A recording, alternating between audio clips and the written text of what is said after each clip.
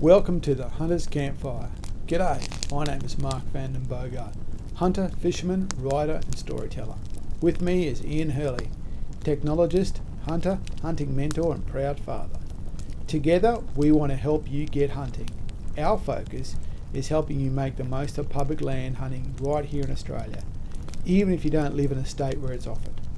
This podcast series is all about helping you get started, helping you build your knowledge and your confidence so you can get out there and live your own hunting adventures.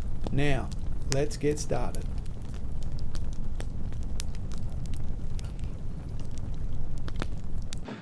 Good evening, everybody, and welcome to another episode of the Hunter's Campfire podcast. I've got a couple of likely characters on the episode today. Well, Mark and I do, I should say.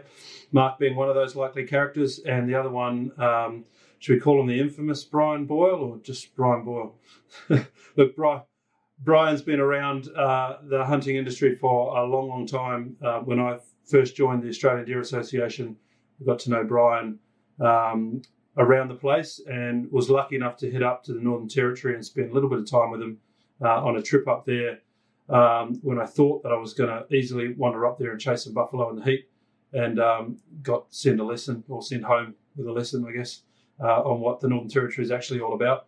And we'll get into a little bit of that on the podcast. But welcome, Brian. Thanks very much for joining us tonight. I really look forward to this conversation.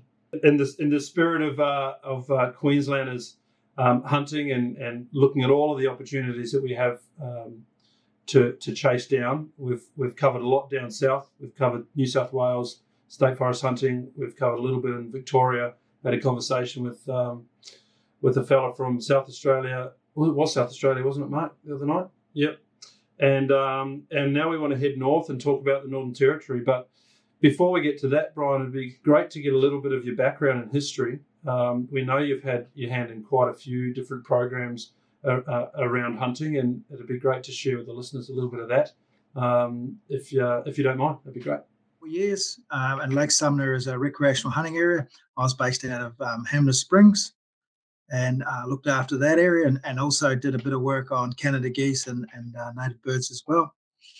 In about 1990, I got sick of the what was happening in New Zealand with constant restructures in my department. Me being a new graduate, only out for 3 or 4 years, I was always worried about my job. So jumped on a plane, went across to Tasmania, and threw my CV in every ranger station in Tassie because I knew they had trout and deer. So that I didn't know there was deer on the mainland of Australia at that stage. So I went to Tassie, and I got a job at Freycinet, and loved working at Freycinet. I used to look after Malting Lagoon Game Reserve there, and involved hunters in programs at Malting Lagoon Game Reserve, as well as the other ranger duties I did. I was down in Hobart one day, and just happened to bump into an American guy in the hallway, and it was Brian Murphy. He was just a young fellow to arrive across from the States, and had a chat to him. And me being a deer hunter, and he was amazed because I was the first guy actually was really interested in what he was doing, with the deer management project. So had a good chat to him, and I was actually doing a master's program at Charles Sturt University at that stage, and I switched it over to an honours project so I could do an honours research project under Brian Murphy. And so I did that for 2 years, and got an honours degree out of that. I did it on the biology of deer in eastern Tasmania. And in between that, I moved up to Flinders Island and managed the Cape Barren goose cull and the quail hunting, and did duck counts. I was a bird bander there as well. Also helped out with research on the east coast of Tassie into in the early days of finding out what the impacts of lead was and capturing swans and taking blood samples. From Flinders Island, I moved up. While I was in Flinders, I actually went up. I was going backwards and forwards to uni to do my honours course, and did some sambar hunting in Victoria, and that was it. I was bitten by the bug. So I waited for a job to come up in Victoria, and I applied for a job at Lake Eildon. I hope I'm not waffling here too much, guys. But anyway, I moved to Lake Eildon, and I was actually living in Fraser National Park, and the boys said, "Oh, look, there's deer across at Mansfield, but there's none around here." And I went out for just to pee off the back porch one night, and I got honked by a salmon. I went, "Shit, I've arrived," just they're right on my doorstep. For the next 8 years, I was living and working around Alexandra in Victoria, and I was the managed a couple of parks there and did some time up in the Alpine National Park and was on the Alpine Liaison, Scientific Liaison Committee as well. But I was the sort of deer person in northeast Victoria at that stage because of my background in New Zealand, I knew what was going to happen with deer. And I was trying to convince them that they actually needed to do some research on them. And I was advised by a very knowledgeable person in the department at that stage, we don't need to do research on deer, Brian. There's enough for the hunters to hunt. I went, okay, and so I used to help researchers out and take them out and show them deer and give them what advice it was. But I was just a ranger with honest degree. I wasn't a doctor or anything like that.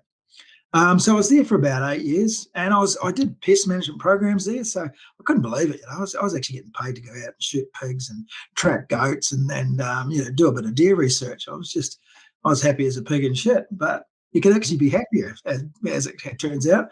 I got an email from a guy called Robert Brown, who was he's a life member of the ADA. Out of the blue, come from somewhere. He says, "Look, there's this thing called the Gun Council starting up in New South Wales, and we want an operations manager. You know anybody who might be interested?" I said, "Shit, yeah, I know heaps of guys. I'm not going to tell them because I want the job." So I ended up having an interview at Healesville. I was looking after Healesville as the ranger in charge at that stage. I went down there and they came down and interviewed me, and Rod Drew was on the interview panel, and Brown, and a guy called McKinney, who was the CEO of the Game Council at that stage. So they interviewed me, and a couple of weeks later, I was actually up in Sydney having a look at the rooster deer research that Andrew Moriarty, who became the CEO of the licensing unit. He was a young PhD student at that stage, and I went up to have a look at what he was doing. And while I was up there, Robert Borsak and David Lanehelm interviewed me again, about the job for the ops manager, and getting near the end, it's near the end of the interview. Borsak says to me, "Oh, when was the last time you went hunting?" I went, "Oh, yesterday." And he says, "Oh, bullshit." And I said, "Well, I've actually got a stag in the boot." So I had the Parks Victoria car at that stage, and I had a rooster stag in the boot. And he said, "Okay, show me." And he walked out and he saw it in the boot. It was a nice little 30-incher. And he goes, "Oh, shit." He said, "Oh, you better come around to my place." He says, "That's what actually got me the job." So he knew I was actually keen on hunting. Wow. So we had 8 years of work at the Game Council, which involved, I had a fair bit to do with opening up state forests. And, I spent 7.5 years of that time as the CEO. So I really enjoyed it. And I think we did a good job of, getting hunting really established on public land. There was the demise of it. Barry O'Farrell was paying back the Shooters Party. And that was pretty painful for myself. But I went across to biosecurity then. And then when the senior officers review came out, I took a redundancy and started up here in the Territory 2 weeks later on a biosecurity program. When I moved up here, the guys, the local ADA branch had heard that I was up here, and I sort of got asked if I would sort of help establish the new club, or that Glenn was about 80. Would I be the president? So okay. So I did that. And I was on the Firearms Council. I was asked to join the Firearms Council. At the first meeting, when they knew my sort of background, they asked if I would chair the Public Land Hunting Committee and help with establishing some hunting on national parks up here, which was called the Backcountry Hunting Program. So I had a look at what they were doing, and it was basically a copy of the New South Wales thing. So I started going to the meetings and worked with them with parks and developed the systems that we currently now do. The only difference was, we don't have the resources like New South Wales and Victoria. So we actually do a lot of the Firearms Council does a lot of those, the processing, and I do the accreditations, and we basically run the program and make it as easy as forest parks as possible. And we've got 200,000 or 300,000 hectares out in Litchfield. It's not wonderful hunting. It's not the floodplain hunting with great herds of animals running across it, but it is pretty damn good hunting. And I'll send you some photos, hopefully, to include in the podcast. But it's been running very successfully for 5 years now. We've accredited about 600 guys. We've pulled in about $60,000, which we put back into the park. So the parkies love us. We buy gates for them, signs. We give them security cameras. The place has never been cleaner.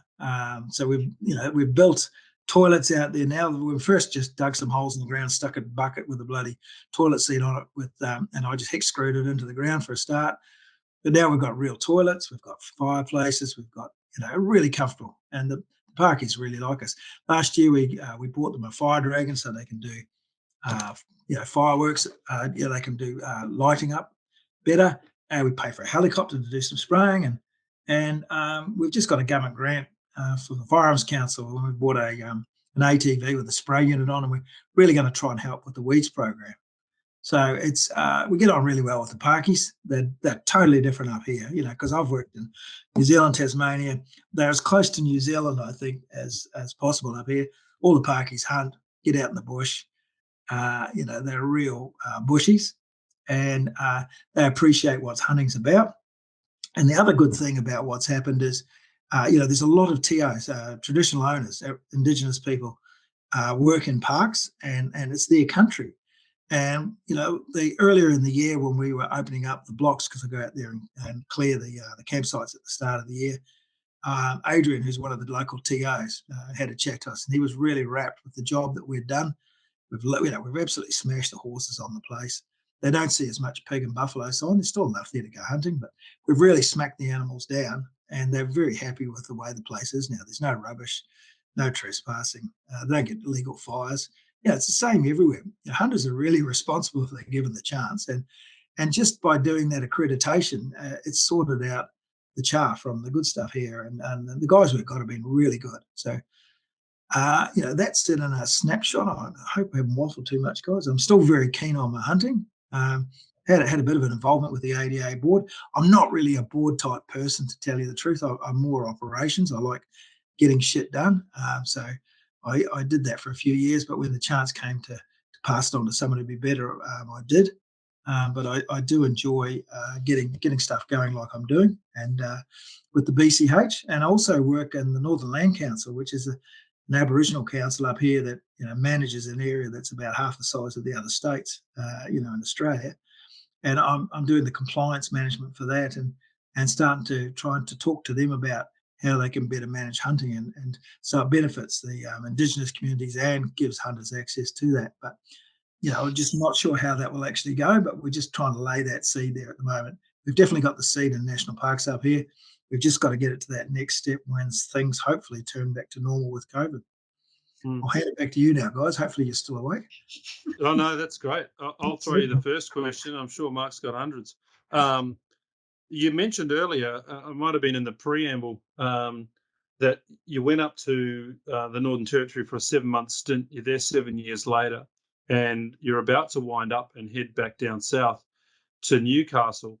I'm a bit disappointed to hear that you left New South Wales after getting its shit sorted out. You flew the Northern Territory, you got that. You forgot to stop in the middle, and that's what this podcast's about. How do we get you to stop part way for 7 years and turn this government around and get us hunting in Queensland? Or is that just too hard, Brian? Well, if you lose 7 state of origins in a row, I'll probably come and help you guys. Given the moment. And it's shaping up that way, so you never know. I'm a loyal blue. Sorry, boys. Oh, well, there we go. We wind that up here, Mark. Yeah. No, actually the All Blacks, but I do watch some of them. Brian's just proven you can't be good at everything. Yeah, it's a really tricky situation in Queensland, because you've got all that hunting, and the thing to convince the pollies is going to be, if you don't actually manage the hunting, you're managing for illegal hunting, because that's what's currently happening. They're not actually managing and excluding hunters; they're only excluding the good guys. So that's interesting. That's quite an interesting way of looking at it. That's the way that's what I believe. What goes on in Queensland. Yeah, no, but I mean that's a great way of summarising it. If you're not managing for legal activity, all you're doing is managing for illegal activity. Then. Yeah, and why not take a positive benefit out of it, and then that put guys through an R license. That simple bit of education sorts a lot of guys out, and also it just means they're going to possibly be that little bit safer. The DPI. New South Wales DPI has done a fantastic job with compliance, and also with the with the education programs, that outreach or whatever. I'm really proud of what Andrew and I don't know who the CEO is down there now, but Andrew Moriarty took it to the next level. And those guys should be really proud of where they've gone. And now it's embedded in government and it's doing a really good job. But Queensland, just you've got so many opportunities. But luckily you've got a lot of private land up there you can possibly access. But for those who can't access it, and also you've got a lot of resources in and around Brisbane that you could actually hunt for red deer, for rooster, and God knows what else is up there now. Keep thinking about that. As you said, if you're not managing for illegal, then you're managing for you are managing for illegal. So if we kind of skip Queensland then, because that's a really good way of summing it up. So what's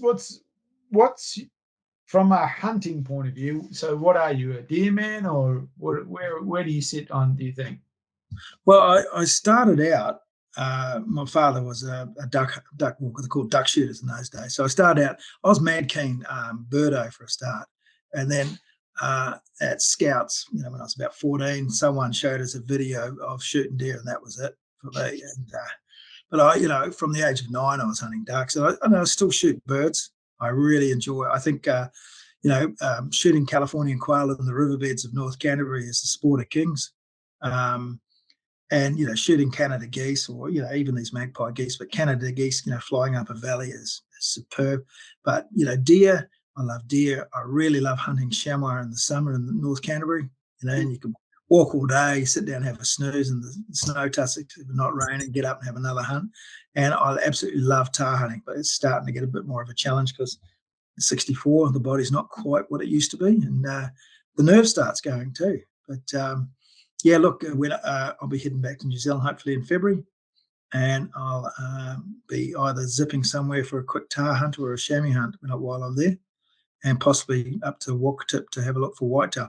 I'm deer tragic, so I will read as much shit as I can on deer. I just love the stuff anywhere to do with their biology, because a deer is a deer is a deer. That's what Errol Mason once quoted. It's dead set true. They are so similar all across the species. And then when you actually watch things like banting and buffalo, Jesus, bovines and deer are very similar as well. They just slightly different size, but they banting behave very much like deer when you watch them. And they're beautiful animals. But no, I'm definitely in the deer thing, and I'm actually very proud to be a member of the ADA. I think they do a really good job, and Barry Howlett is an unsung hero for what he does for us. And the board is really trying to push things along. And the other thing that I'm committed to is, even though I'm at the other end of the country, I'm a proud Sunday Island member, Para Park Cooperative. I haven't been down there for a couple of years, but I absolutely love that place.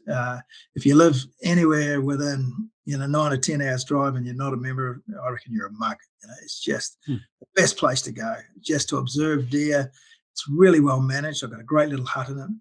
There's nothing better than having a roaring Studley and a good single malt and looking out at the sea, and then going out for a hunt when the wind drops down. It's just, and you see hoggies and you can observe them because they come out into the open.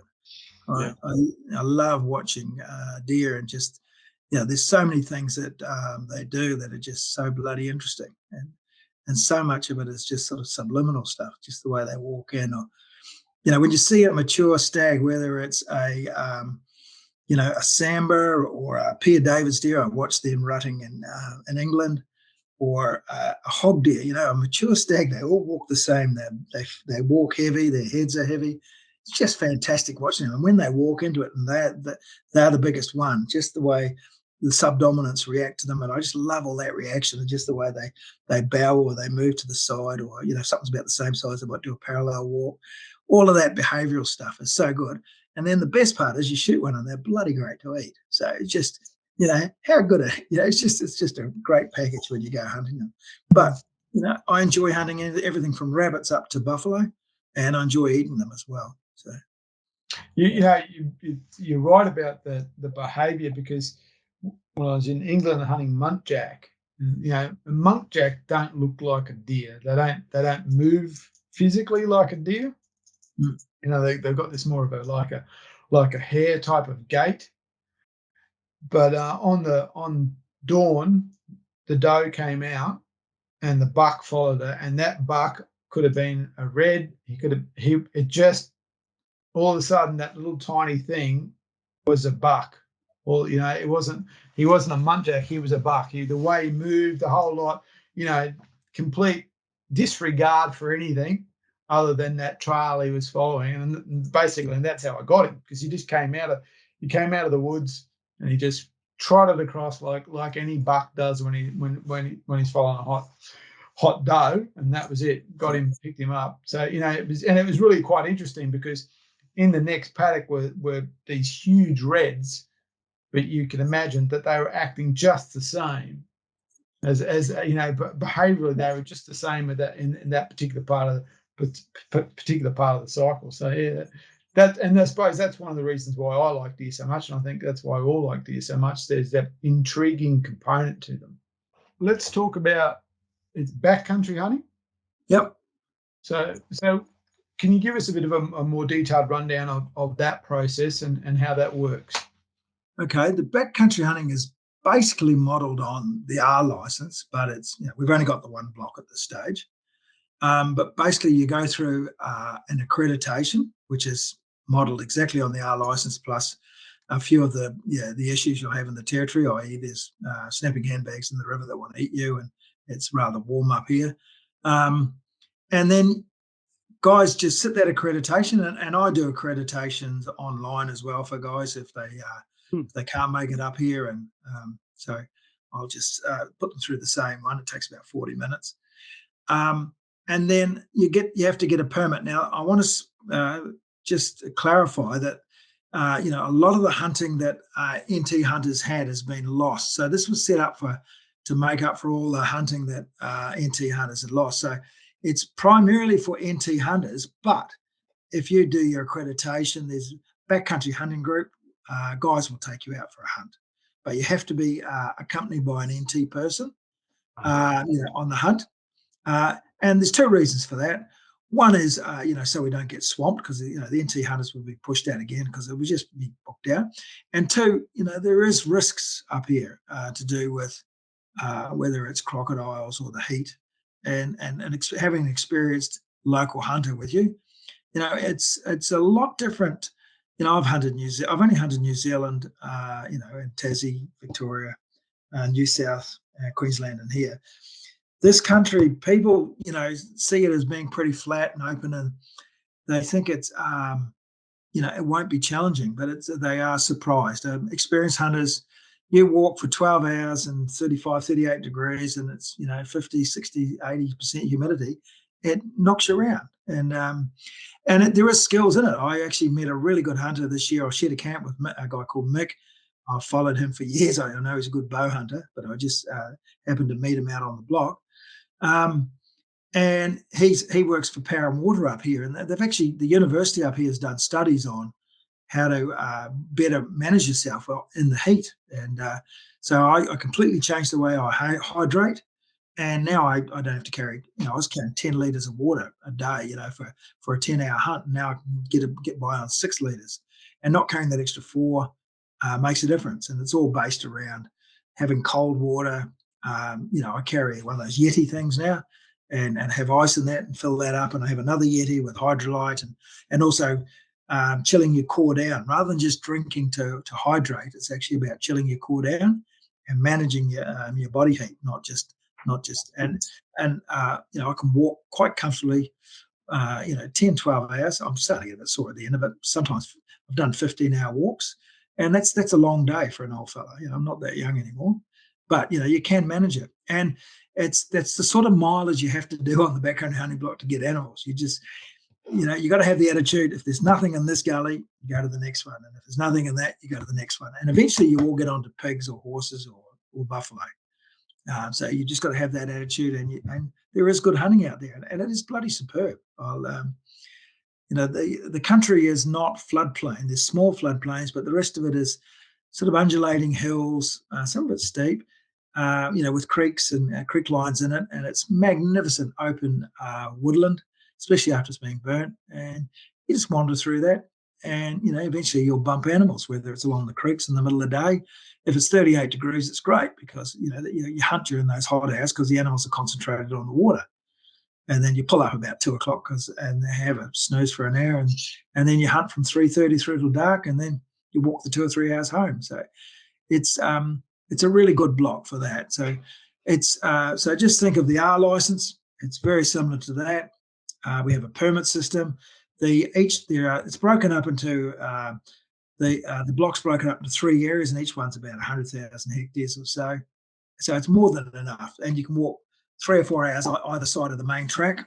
So that's enough to keep you interested. And the good thing about it is there's empty country next to it that's not hunted. So the animals just keep coming in off that. There's a guy down in he's called a Queen's Counsellor or whatever those sort of solicitors are from New South, owns the big block beside us, and he doesn't manage it. Bloody yahoo, because it just repopulates us with buffalo and pigs every year. Mm. So it's good. So how many? Yep, go for it, bud. Sorry, you say that it's broken into 3 areas. You said it was 200,000 to 300,000 hectares or something like that. Yeah. Is it limited to bookings and numbers, or is that just enough for anyone just to go for it? No, we try. We limit the smaller block, the central block, we limit to 200 to 400. It's generally 400 on each block. And Okay. it's just so that, you can have, and generally they're in one party because we've got enough people to do that. Guys go out, 2 will go one way, 2 will go the other way. And honestly, and we limit the permits to 5 days because you're generally knocked up after 5 days anyway. Gosh, that was my next question. You're talking about 15-hour days and heading back to camp or heading back to home or the truck. I wasn't sure whether people were doing multi-day hunts out there or not. Yeah, we've got campsites with toilets. So we've got long drop toilets. They're really, really nice. So there was a funding boost given to encourage people into parks. And the enlightening thing about the NT is the parkies actually thought of the hunters instead of just excluding us. So while all the other tourist facilities were being upgraded, they says, would you like your campsites and toilets upgraded? I went, hell yeah. So they've put in long drop toilets. We have steel posts so you can hang shade cloth off them, and we have swing over barbecues at every campsite. So it's actually really comfortable as well. So you do go out. Generally this time of the year when it's 38 degrees and 100% humidity, people don't camp overnight because it's a little bit, it's still 32 degrees outside now. It doesn't cool down much, so it gets a wee bit hard. Some people can't sleep when they're sweating. I can sleep anywhere. So most people just do day trips at this time of year.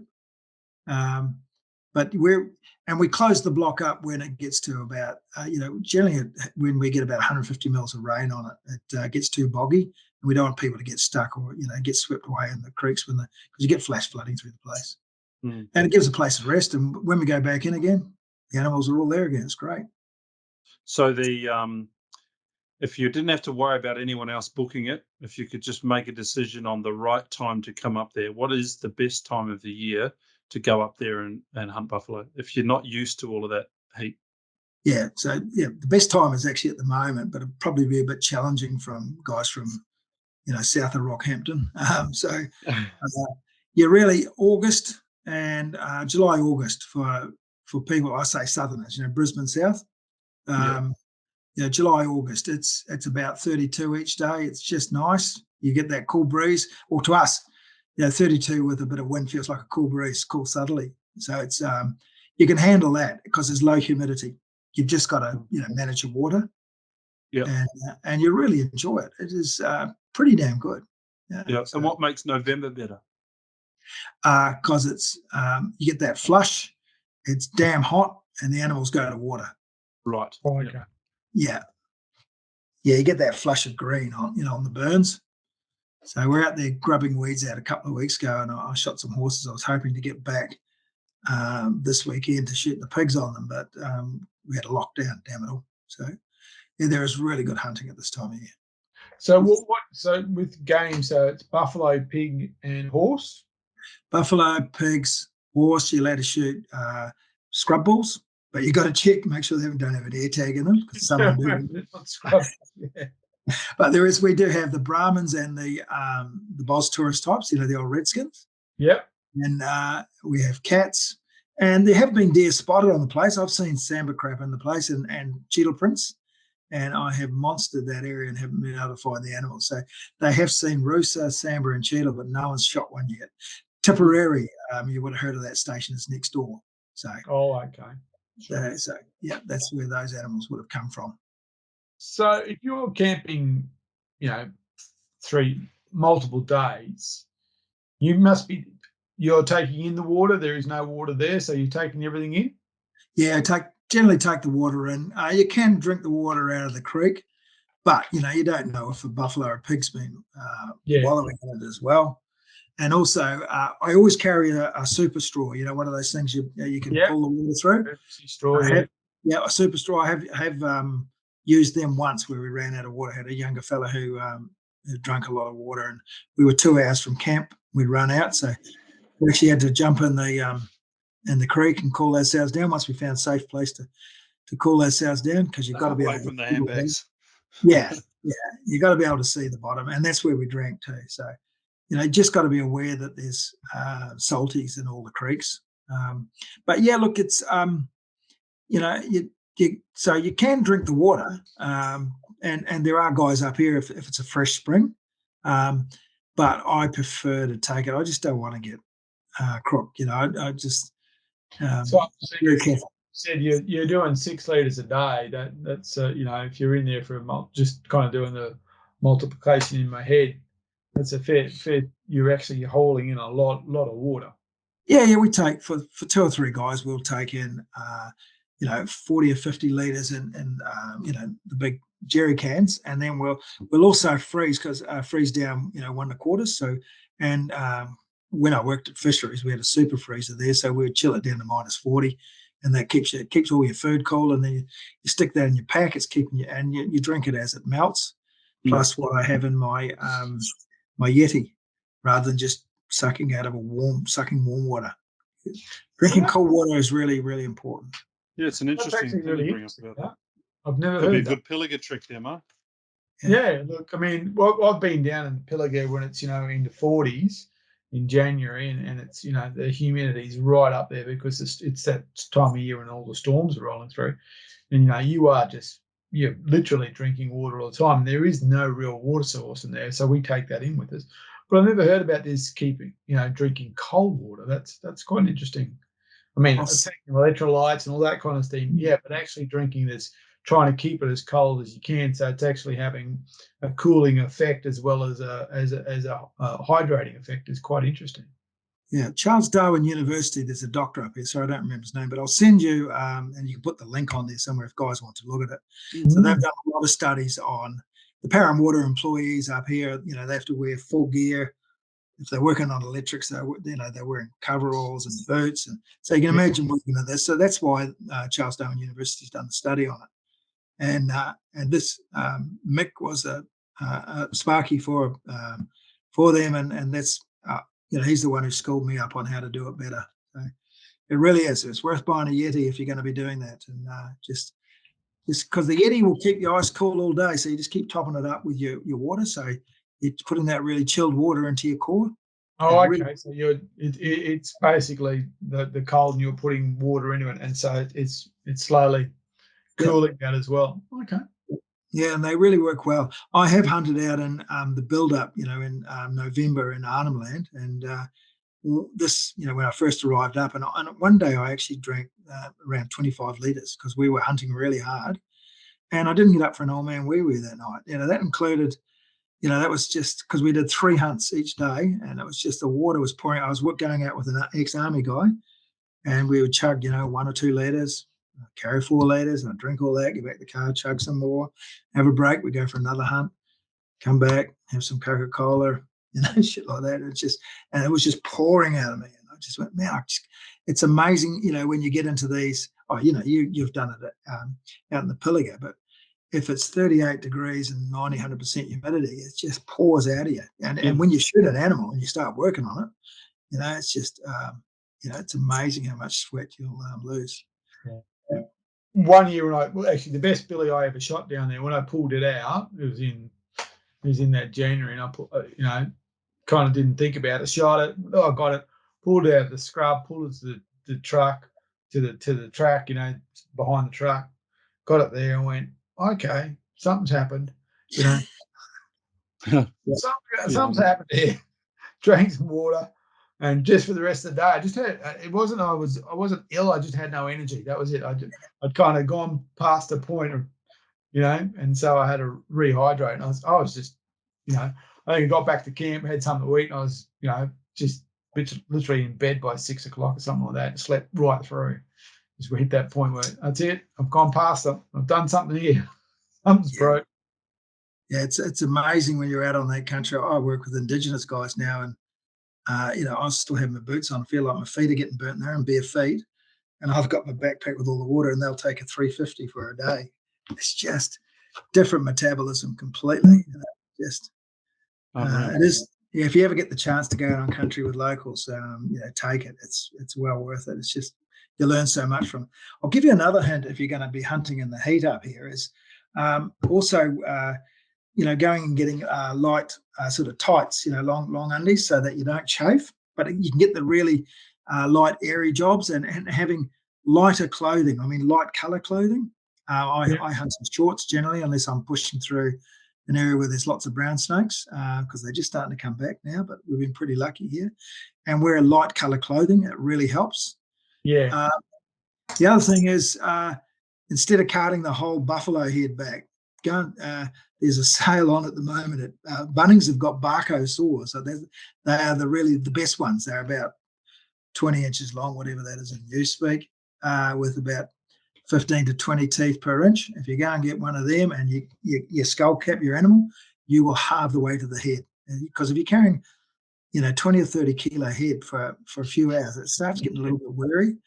And the other one is take a sissy pad, which is a piece of foam rubber to put on your shoulder, because no matter where you bloody put it, it's never comfortable. So take a little bit of foam rubber and just balance the head on there and get rid of all that excess bone, unless you want to, like my bloody son-in-law did, Jace, carry the whole thing out because he wanted to have the full skull mount. There's no way I'm going to do that. I carried one out of Arnhem Land and that was it. The rest of them got chopped. Oh, okay. So if you were, did he do a shoulder mount or something? No, he wanted to do the skull mount, like the Germans do, but with a buffalo. Yeah, but he's built like a brick shit house, and so he carried it out. But there's no way I was going to carry it. No, I've got a meat haul pack, and that's what that'll do. Just put that behind there and bring it out. Yeah. Yeah, if you're going to be carrying the full head and if you're going to do a head skin, you're looking at about 50 kilos probably. So it's going to be a haul. I don't have a mounted head. I haven't shot something that really good enough anyway, but you just be aware of that if you are going to be doing that. That's the weight you're going to be carrying. It's a once in a lifetime opportunity for Southerners to come up and do that. I suspect that every single one of them is going to want to carry that 50 kilos out and near on perish on the way back to the car. Yeah. I'd be one of those fools. I would be. I'd stop, and I like Euro mounts. I might consider dropping the bottom jaw out of it, but just the top. I might leave the bottom jaw there, but I want a head. Yeah. Yeah. The tongue weighs a kilo, so get rid of that. That's it. I'd drop the bottom jaw, get every parcel of skin off it I could. Yeah. Even try and rattle as much brain out of there as I could as well, and then try and haul it back. Yeah. Oh, is that what you find? People coming up and hunting up in the park, water management's the biggest issue that people face, or fatigue in the heat. I think it sounds pretty obvious, but yeah. Had a guy come up. And he was hunting in the block beside us, but he was from Tassie, and he's hunted in Mongolia and New Zealand. He says, "Oh, look, I'm pretty experienced." I go, "It's a wee bit different up here." And he saw it was pretty. He saw it was pretty flat, and he actually They came to our camp and had a beer after his second day, and he says, "This is the hardest hunting I've ever done." So, because you're just grinding away for hours and hours and hours in the heat.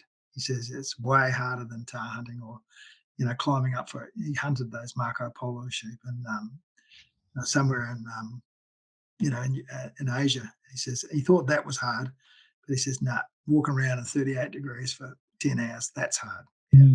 Yeah. So what kind of rifle is there a minimum caliber for backcountry? Yeah, it just depends on whether you want to live or not after you've shot the animal. So is that in like minimum requirement to be living? If you want to live, tick this box. So there's no minimum requirement, but 308 with a good Barnes triple shot. I've shot mature bulls with that, but I've had a bit of practice. The biggest gun you can carry all day. So I carry a 375 when I'm on my own. Yeah. When I'm with someone else, I take my 308. I got a Kimber Montana 308 and a 325. They weigh about 4 pounds. They're great little guns. So if I'm with someone else, but I really like 375 just works better, and so if you're hunting with someone, 308 and running shoes. So yeah, well, someone needs to have a heavy caliber between you. One of us will carry a heavy caliber and one will have a light. And don't do headshots with 308s. It's not like deer. You really you got to think of shooting it like you're doing it with a bow and arrow. Got to thread it through because the ribs are still an inch thick, and if you hit the shoulder, some of that bone on the shoulder is really good constructed bullets. So there is Remington hog hammer. It's I use that in my 308, and it's got 168 grain Barnes X. But I use the Woodleys. Just use good Australian bullets. Woodleys are a fantastic bullet. I use them in the 375. Or Andy Mellon loaded me up a couple of hundred rounds, and it works really, really good. And in my 325, I got a 325 Winchester short Magnum. I just use the Barnes X and the Woodleys in that, and that works really well. So anything, if you're coming up from down south and you haven't done as much, if you've got a good Samba gun, that's all you need. A 300 Win Mag through to whatever you use on Samba. Your 270 or is possibly a little bit light, but guys do use them. Yeah. Your 7 mil is good. 7 mag. Yeah. 7 millimeter is. I've got a 7x57, or Jason's got it now. That's a really good caliber. It just behaves differently. It's just all those European on the 9.3x63. Fantastic. Mate's got one of them. Really good caliber. I'm glad you said that. Yeah, they are. Is that what you got to do? Yeah. A lot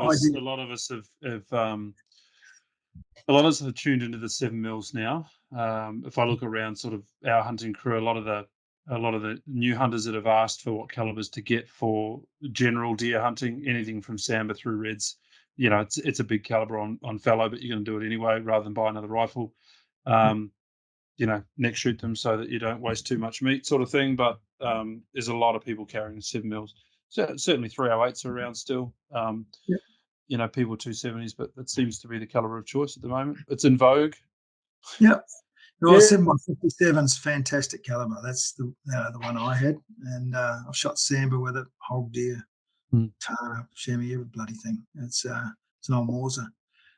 So that 7 mil is it's sectional density. It's just behaves differently. That guy in Africa shot several hundred elephants with the bloody thing. So yeah, they do work good. The European calibers just seem to be designed better. It's just the way it is. Yeah. I think it was Peter Ryan once said to me, we were talking about the 9.3, and he said basically all the 9.3 is a 375 after a couple of rums. It's just a little sloppy. Same effect. It's just a little bit more manageable. And I thought that's a good way to describe it. And and the 757 is also it's just like a slow moving bus. It just does its job. Very mild recoil. That's right. Great, keeps doing its job and just keeps going and going and going. So yeah. So just if you're coming up, really you want to have something that'll hit hard. It really gets your attention when you're tracking an animal along grass. It's with the blood coming out of it, and it weighs about 500, 600, 700 kilos. So it really does. You do pay attention. And that's why when we're out on the block, generally we hunt in pairs. So one will go down each side of the creek, and if someone does wound something, you suspend everything, you come over, and one person's looking down at the ground and the other person's looking up, because a buffalo's amazing how they can just hide in a little bit of grass or a bit of savanna palm. That grey colour with a bit of shadow on it, it's just like breakup. It's amazing. It's and getting really close to an animal. I shot one a couple of months ago from 3 meters. You don't really want to be that close. It's quite unnerving. This thing just popped up, went up the creek and popped up in front of me. But you really don't want to be that close to an animal, because if it goes wrong, it can go. It's a little bit different to a deer. Be the same as being in a deer, but being in a deer crush rather than in a paddock. Yeah. Are they still a fairly flight animal at that distance, or are they going to shape up to you at 3 meters? Oh, this thing just went up out of the creek. I actually dropped down the creek, and I was just so glad it went up the bank. And then I tore up the bank, and luckily I had open sights, and it just popped its head through the hole straight in front of me. I was shit, so I just up and snapshot it just below the eye, because I didn't want it coming down the bank at me. Generally they'll go, but with the lighter calibers, another piece of advice is to generally try and shoot the animal so it's unawares, because it may take a little bit of time to bleed out, and that minute or two they might do a half-pie circle, catch a wind, and come back at you. So these animals, these in the scrub bulls, possibly will come back at you, once they've been hit before they expire. Yeah. Well, it's like anything. You don't want to die. Yeah. It's experienced a traumatic shock, so it's going to go looking for the threat. So, and they're the biggest boys on the block too. That's it. Like, way bigger than you. So, yeah. Are there opportunities in there for bow hunters as well, Brian? Or is it right? No, not there yet. I'm trying to get a bow hunting block on the other side of the park. So I've been talking to the parkies about it, and we've got another one down the river, but it's going to be for ADA members only, because the Firearms Council only does firearms, and so I'm a member of ADA, so it's going to be part of that because I'm doing the work for it. So it'll be the same as you just do the R license accreditation for bows, and I'll add on a little bit of NT stuff for it, or I'll accept the BCH accreditation, and we'll just do a little bit of survival stuff, just the things about water. Fire is a real risk up here at the early part of the season too. People during what's winter down south is our dry season, and July, August, September you can get 30, 40 knot winds, and fires will race through the grass. So that can be an issue for people until we burn the blocks out. But, so the bow hunting will hopefully we'll have these 2 blocks up next year once the creeks open up again, but it'll be ADA only. So with the crocs, I suppose they're so well considered that you kind of go, there's water, there's probably a croc in it. So that's what you got to think. Yeah. Yep. So it's not really. Whereas I suppose with the hydration issue, that's something that's going to sneak up on you. Yeah, so you've got to, if you're going to rehydrate all that, you've got to find a piece of water where you can see all the bottom for quite a way. Yeah, and make sure it's not weed. You've actually got to see stones. Yeah, they're amazing and also you don't go near any green water because that's what they're shitting in. So they turn the water green. I can see you. There you go. Yeah. And you get a bit of algae in it, but generally the water out there is reasonably clean. You've just got to think that anywhere that it's deep enough to hold a croc, it possibly does. As you get into the headwaters, you'll see more freshies, and that's generally a sign there's not so many salties, but it doesn't mean there isn't salties there. Yeah. Okay. Yeah. Take a bucket with a rope on it. Oh, there's all sorts of reasons not to go and hunt that, but it just adds to the excitement, doesn't it? Or just when you're walking up and down the creeks or even in the gorges, you've actually got to climb around it because there's some deep, dark side of stuff. You just got to be aware that even though there might be game trails there, there could be a croc waiting for a wallaby to go through. And then when you approach the water, the way you stand, you don't squat down like a wallaby, and but just best just to keep away from it rather than thinking about how to approach it and what you do. So just going back to going back to the best time of year, you talked about November, July and August. I'm not familiar with the wet seasons and what seasons happen when. What can we expect underfoot? Let's talk about July and August for the Southerners, those that are going to come up that want to stay a little bit away from the heat. Specifically bringing that up around footwear. We're wearing a good quality hiking boot or a pair of moccasins like Mark. Yeah, get some lightweight, breathable boots. So don't. I've worn out 2 pairs of Mendel's up here. If you want to wreck something, you bring it to the territory. It's just amazing how it just wrecks shit. So just get some lightweight, boots. They don't have to be the ones with Gore-Tex. You want them to breathe. So lightweight ones with a mesh, really light hiking boots. Just go to BCF, and the ones that are about $160, they're ideal. And they've got to be light. And wear light socks as well, or bamboo socks. I wear shorts. I carry a snake bandage with me and putties. And in July, you could be pushing through grass. So, that drags on you. It's amazing, pushing through grass for 10 hours just wears you out. And the hunting is harder. But once the fires come through, July, August, it's really easy walking. And you're not pushing through grass then. And they are the areas you're actually trying to find. At the start of the season, you're walking and you're looking for those burns because the animals concentrate on the fresh green pick. And so you have lightweight boots. Try and trim your pack down to what you need. So buy yourself one of these Garmin watches. I don't know. I use these now. That's my compass. I use my phone with Avenza maps, like they use down south. We copied that and we got georeferenced maps, PDF maps. Use Avenza maps on my phone to actually navigate the block. We send you a map out that's georeferenced that shows you the boundaries and where the campsites are, and you can use that. Hone your pack down to what you need for the day. So take a bit of protein and a bit of carbohydrate and your water and a camera, and then try and keep it as light as possible. You got me? Yeah, you can actually just drop Talk about the drone stuff, mate.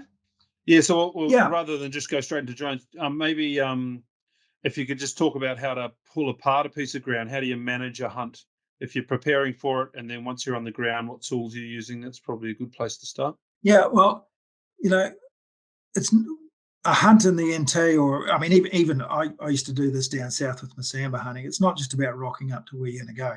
So I will spend a few nights at least poring over Google Earth and looking at the vegetation and where the water might be. Same used to be before my samba hunt. So I used to go and check all the gullies and think about where blackberries might be and and the way the window might work. So before we go out on the block, I always go over Google Earth, and we've got Google Earth Pro at work. It's pretty cool, and really think about where I'm going to go. A lot of the blocks now I've marched, and I've got a fair idea where I'm going to go. It all depends on the wind direction. I also check the Bureau of Meteorology before I go and have a look at the way the wind's going to go for the next few days. There is some system they've got now. I can't remember the name of it, but it tells you which direction the wind's going to go, and I jot them down in my notebook before I go. So I know on the Wednesday it's probably going to come from the southeast rather than the northeast, and plan my hunts around that. So I might go east one day, west. I'll try and plan the hunts around that. If the wind flow is all from one direction, I may drive half an hour further down the track and circle back around through some gullies to get to, so I can get the wind direction right for the key times of the day that I'm hunting. When I'm looking at Google Earth, I'm working out which creeks I want to be walking on and which ones might hold water, and then looking for. There is a Northern Australian fire index. It's a website that actually tells you where all the burns are and where they've burnt in the last 24 hours, 3 days. I check all that throughout the year, so I know where the green pick's going to be. So and you're really lucky up here because most of the country gets burnt every other year, and you really want to be if you've had a burn 2 weeks ago, that's where you want to be heading because the green pick's coming up. Yeah, and you want to be heading to those areas, and whether it's been lit by the parkies or indige or lightning, it's worth heading for. So you're always checking that stuff. before you go out. So you do all that planning. And then at the start of the season, before the country is burnt, you've got to be aware that fires may be lit by Indigenous people or even just pig hunters going out, on their bikes and it may race through, with a roaring southerly. So you've got to be aware of where you leave your vehicle, because you don't really be wanting to be walk 40, 50 k's out of the block to the road to get phone reception. There is not a lot of phone reception in here, but there are these various Garmin's things now that you can use. Yeah, some of the stations and even out remote, it's people like you to have satellite phones now. So if you're coming up, you might want to hire one of them or get that Garmin connection thing that goes through the satellites. And also some of the stations will show you where the on their map they'll tell you where the phone points are. So some one station that I hunt on, they like you to phone in each night so they know you're okay. And if you don't phone in, they'll come looking for you. But generally every night at 7 o'clock, we just ring up and say, hey, everything's cool. And we'll also let them know if we see cattle stuck in into the water holes and things like that. So there's, you want to be well prepared about where you're going out and preparing yourself, making sure, you buy the best medical grade hydrolite that you can. Don't buy the cheap shit and squincher and stuff like that. Get the best stuff that they use in hospitals. Or, that's the stuff you want to be putting into you. Check with your doctor if it's okay to take magnesium tablets, because I hate cramps, so I'll be taking everything I can to avoid cramps. I don't get the cramps as much as I used to now, because I manage myself and I'm a bit more acclimatized than when I first moved up. Another thing is, if you're just driving up and you're coming up here, just turn your aircon off and open the window. So you're not bloody in aircon all the time. Yeah, and just to acclimatize yourself on the way up. And just keep yourself hydrated. But if you drive for 2.5, 3 days from down south and you're in 15 degrees aircon and you step out into 38, it hits you. So just drive and enjoy the countryside and wind the window down and have your elbow out, and you will be a bit more acclimatized by the time you get here. It's a wee bit harder if you fly out, but if you are driving, think about that. And then the rest of it is just plan your hunt and hunt your plan. I just use all these old sayings. It bloody works. It just think about where you're going to go, and give yourself as much possible information, whether it's you're hunting buffalo or pigs or deer down south. You try and work out where they're going to be, where the wind's going to be, and it's just basics of hunting. And then putting yourself into that spot. And the other key thing, whether it's hunting sambar or hunting buffalo, every gully that you go into, you don't see one, increases the chance that they're going to be in the next one. So it's just, you've got to have that mindset. That's a positive attitude for you. Yeah. And you ask guys who I just walk. It's really simple. You just put one foot in front of the other and you repeat that 28,000 times. That's what you got to do. Yeah. I'm a firm believer in that. It may be great if you can shoot them off your veranda, but for most of us, it's just a matter of time in the field increases odds that eventually something will happen. Yeah. You mentioned earlier about drones, Brian. How are you using them out in the field? Yeah, look, I've just started actually. So I've got an Air S, and these things can go out 7K. So you just put them up and have a look at your country and just get an idea where it is. Sometimes you'll see animals, but if you keep it up, a couple of 100 meters, doesn't spook them as much, or they will come back to the water. But yeah, look, it's I haven't mentioned here, but I've been doing martial arts for 50 years now, and I'm a firm believer in Sun Tzu. You never go into battle where your mind hasn't already been. So and your mind includes sending a scout out. So you don't need a scout these days. You just put these things up, and they're phenomenal. And you just go out and buzz it. So I really am just starting to get a hold of them. I'm hopefully actually going to do my drone pilot's license when I'm down in a month's time for work. But they are a great tool in big country. So I think the latest drone that's come out can go out 15 kilometres now. Man, that's a massive deal. I've got a drone. I've had it for probably 5 years. It can do 7 easy enough. It just comes down to topography. Not that I've ever done that, because that'd be completely illegal but I know they can go that far. And I've turned mine into a fishing drone. So whilst I take it out hunting, and I don't use it for going and spotting animals. Once or twice I've used it just pure fluke. I've rounded up a herd of goats and pushed them back my direction, which was hilarious. We got that on video. But normally I'm using it to go and check water points, things like that, where I've done my e-scouting, on Google Maps, and then I'll send the drone out, from the car. It's going to go that way, however far it needs to go, and it's going to check that water source that was on a map from 2 years ago is actually still a water source and it's holding. I find them really useful for that. But go and get yourself a bait release, mate, and turn it into a fishing drone as well. You'll have a hell of a good time. Okay. Yeah. Well, I'm just still getting my head around these things. I took one up to the Timor Sea when I was in fisheries, and it took off towards Timor, and I fought it back to the boat, and it ended up just getting right back to the boat and then went plop in the water. So if anybody finds one out there, it's mine. I saw one go into the water at Scarborough a couple of weeks. I had me and a mate and my two boys were up for an afternoon fish, and we call it car park fishing. You can literally pull up in the car park and fish straight out of the back of the truck, and it's great for the boys. And some hit the water, and I thought, fish activity. And then this guy pulls up on a motorbike a couple of minutes later, and he's slowly looking, and he goes, "Did you see something?" I go, "What?" He goes, "The drone went in just in front of us." I said, "He missed it. Run your day. Missed the landing. Ball went into the water." So that was it. So I went, "Oh, okay. There's one down there." So I started throwing a hook at it to see if we could find it, because it's not that deep of water. But it was fun.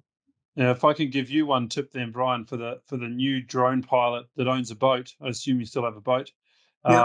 Don't launch it off your boat expecting it to return back to its GPS location. Quite often the boat's moved and it just lands in the water. A lot of people have lost your hate spot. I've been reading up on that. Have it come back to your controller. Or bring it back to your controller GPS, whichever one. But it's quite interesting how these things tend to do it. I've had mine coming back with 1 or 2% battery, fighting it all the way back, because once it gets to that point of battery, it's fighting to try and land safely and tell you to come and find it another day. And I've had it come all the way back at 1%, and it's not fun when you think you're about to lose a couple of grand worth of kit, for just being a bit reckless. So if you were down, up here, there's no problems with using it. Down south, having a bit of familiarity with the game laws down there, you could use it for just scouting your country and knowing what the terrain's like. Absolutely. And just seeing, you'll see the tracks where animals are walking, or, you put it up in the fog and just finding out what the fog level is. Because I used to like hunting just on the fog level. Yep. So there's lots of ways you can actually do it legally. There's ways you can. They're great. The parks down here, I think national parks, you're not supposed to use them. But in state forests, where most of the hunting is, obviously, or all of the hunting is, if it's public land, you're supposed to have. Now, my understanding is recreationally, you can use them just fine, which is what we're doing. It's recreational. You're not supposed to use them to harass animals, but you're allowed to use them to go and scout and have a look. If you're using them for commercial purposes, you have to have permission, but there's no reason for them to stop you. There's got to be permission granted. Yeah. Up here, I think if you look up on the Parks and Wildlife Commission website, you just got to apply for a permit to use them out in the park. But Aboriginal land, there's no problem with that if you're lucky enough to get access to that. But parks will just give you a permit. It's still pretty easy to do stuff up here. Yeah, no, it sounds really good. I haven't got into the drones yet, but the conversations prigging my interest. All my that just follow you, so from a camera point of view, that's what they do. I see there's a mini one at the moment that looks quite interesting. Get the ERS. Some of the mini ones I find really annoying. They're so small, they buzz like mosquitoes. The tone is a lot harsher, but there's a trade-off between size. If you want to put it in your pack. The other thing too is, like, I've got a larger drone, not large, sorry. We've got some big ones at work, but the one that I use for hunting, it was the smallest one at the time that I could get, which is the DJI Mavic Pro. it's about that big in body, but the arms all fold in. You can get a much smaller one, the mini, and it feels a lot smaller and lighter, but its arms don't retract, so it actually takes up more space in your pack. So it can't fold up. So there's a bit, you've really just got to suss a few out, and there's enough people with them now to be able to go and trial them and do whatever. But they're bringing out new ones all the time.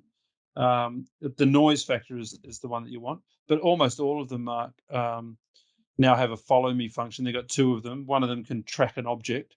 So, you put it up and you draw a circle on the screen around an object and it goes, flash, flash, that's a human, or flash, flash, that's a car, or that's a horse, or it recognizes it and then it'll follow it. But if it disappears behind a tree, it can confuse the drone, right? And that becomes an issue. The other one that they have just to follow you is you set it up where you want it, what angle you want it to look at, and have it follow the controller. As long as the controller's in your pack, it'll just follow you along. Yeah, because works really well.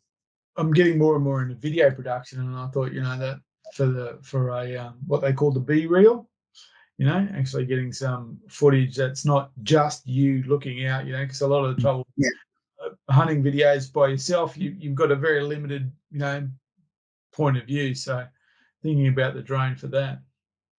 There's a guy in Alaska, Jake, who has a YouTube channel. Have a look at his stuff, and he recommends different cameras. And there is one specifically that's designed for following you in the bush, and it costs about $1,200. It's pretty limited what it can do, but it's really good at following you.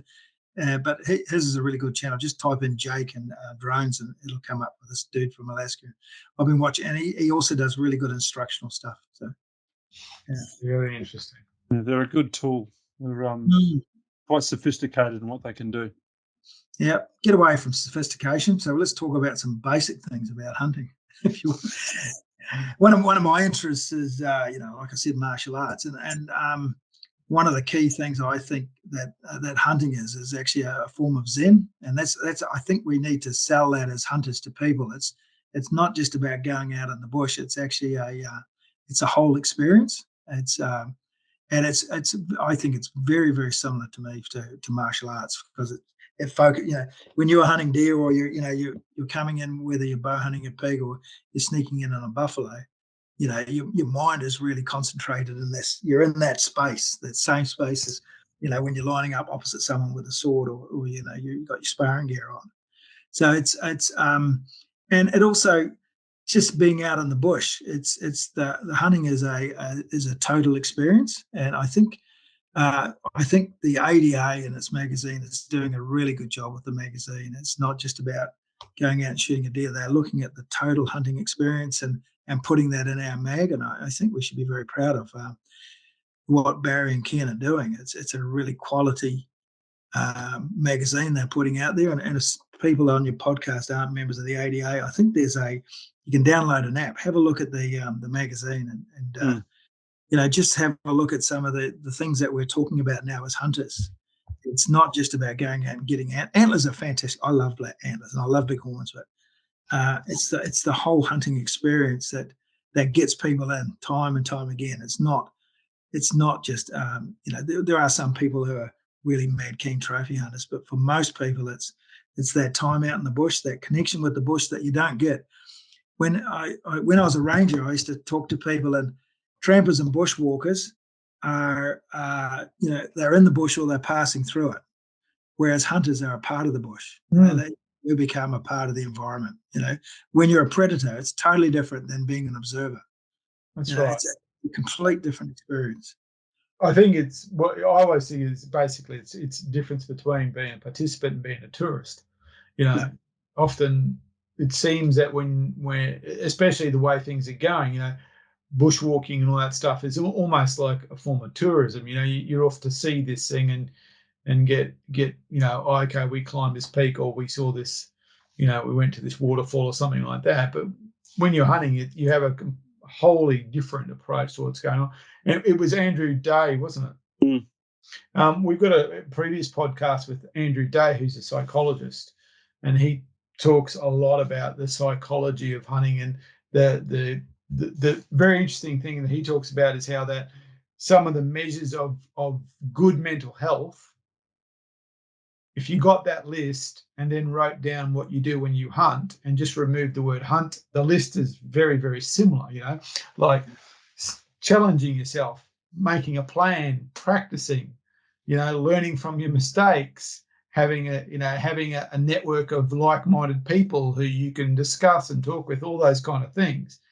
If you just remove the word hunting from that and you just put those things, and it's almost exactly the same list. And so he was very much in agreement that hunting is not just hunting. It's a far more intrinsic thing. And I think that's why some of us, especially, I put myself in that category, it's actually hard to describe what hunting is. You can talk about bits of it.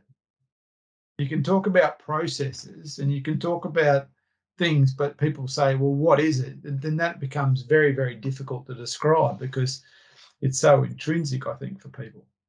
He went as far to say, I think, that there is no other activity that you can get involved with that brings all of your senses together and hones all of your skills to a point that you are completely focused on, that one thing. And that's really important for us to tune out of our day-to-day issues in lives and just reground. And mindfulness was the word he used a lot, just being present and doing what you're doing and honing all of those senses. It was a fascinating conversation. And then another point he mentioned, I can't think of it exactly, but it was about the fact that it's a trans word, is something trans, and it's the fact that when you're hunting, you're using both sides of your brain at the same time. So you're not heavily focused on one or the other. You're actually, you're using both sides at the same time. It's one of the few activities where you actually get that. Lateralization, I think it was. Yeah, lateralize, that might have been it. It's about the fact that you're not only kind of imagining a future, but you're processing the present right now. So and you said, if you think about what you said, the next gully is going to be better than the last gully because they're not there in that gully. So that's it. So in the present, you go, oh, this gully's empty, but in the next gully, they're probably in that one. And that's actually that that idea of that you're in the present, but you're also thinking about a positive future. And I've never thought about it quite like that. I've always been one that says just one more gully. That's right, but never in the sense that you're talking about. Well, this one's empty, so that one's going to be brilliant. Let's get out. It's like that old fishing, the fishing saying, one more cast. Yeah. I didn't get that one. So this is the one. One more cast. How long will it take? Oh, just one more cast. 3 days later, how you go on one more cast? Well, I think your statistics or your odds are going up each time you go through a gully, because I do some long walks here with people and they go, why do you keep walking? I go, because we haven't shot something yet. It's just, your odds are going up because you are sooner or later, you're going to either trip over the animals or find that gully and then you really slow down and, you're just looking for everything to come together. But you go through this one, it's not shit. It's, okay, next one. And, I just see my odds increasing as the day goes on. And, well, I always think that, many animals actually, well, I call them, they keep bankers hours. You kind of think, you're going to be up at dawn, but for a lot of animals, it seems that as the day progresses, that's when you start to see them. So, and especially with goats, I've always said goats keep bankers hours. You'll generally shoot goats between 9 and 3, and that's it. And so, because the day is simply you're whatever you're doing, you're compressing things, you're moving to that point. When we were hunting the Pilliga in the worst of its drought that I'd ever seen, and we're in there in winter too, so it was cold and it was completely dry. The game council map, or sorry, the game licensing map had water sources on it, and this is in Pilliga West. But what those water sources were they weren't actually dams; they were just soaks that were marked as water, or maybe they were once dams, but they had no water in them. So what we were doing was we realised that there's probably pigs in the vicinity. So one guy would stick close to the track and one guy would walk in, and we kind of figure out you're either going to, the guy on the track's either going to drive them towards the guy on the inside, or the guy inside's going to drive them towards the track. And we walked in, and we just swap. And I think it was on the third or the fourth one, we found them. And they were there. So, and I don't know if they were on the first one and we pushed them to the second, and I don't know if we pushed them to the third, but finally we caught up with them. And that was that process of just keep going. This will work. It's sound reasoning. It'll work. Keep going. Yeah. Another simple saying is they used to have in some of the old guys in New Zealand is your odds get better the further away you get from your campfire. So it's simple. You just got to keep going and keep away from the hut. It's you don't shoot as many animals sitting around a campfire than you do if you're out. I believe walk until dark, and then that's when you turn around and go home, unless it's really shit country and you want to be out on the track. But the country up here, you can generally walk. You just set your compass and you just go on your wrist.